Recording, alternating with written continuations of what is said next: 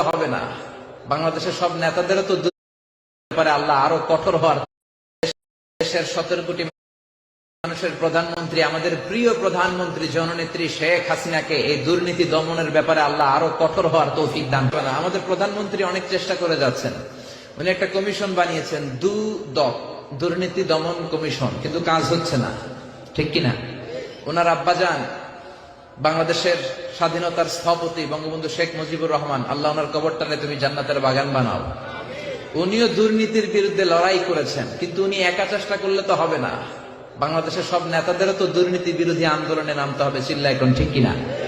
এই স্বাধীনতার পর থেকে আমাদের দুর্নীতি বন্ধ হয় নাই, আমাদের ঘুষ কমে নাই, ঠিক কিনা?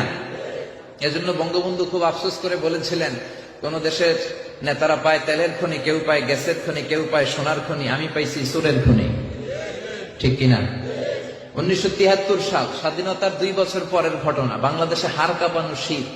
বঙ্গবন্ধু আহ্বান জানালেন, আমার উত্তরবঙ্গের বুড়া লোকগুলো মরে যায়, গোটা বিশ্ব থেকে আপনারা ত্রাণের কম্বল পাঠান। আসতে শুরু করলো কম্বল, এক এক প্লেন আসে, কার্গো।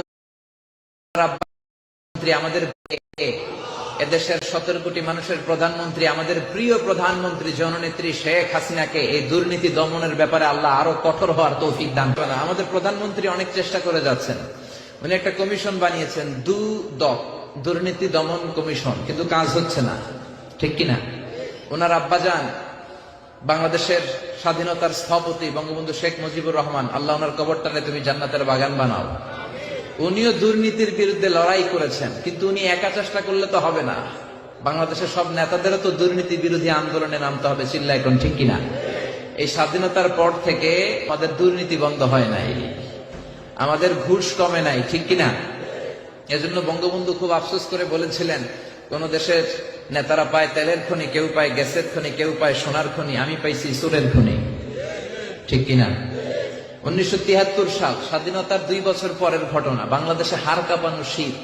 বঙ্গবন্ধু আহ্বান জানালেন, আমার উত্তরবঙ্গের বুড়া লোকগুলো মরে যায়, গোটা বিশ্ব থেকে আপনারা ত্রাণের কম্বল পাঠান। আসতে শুরু করলো কম্বল, এক এক প্লেন আসে, কার্গো প্লেন কম্বল নিয়ে, 7.5 কোটি কম্বল আসলো।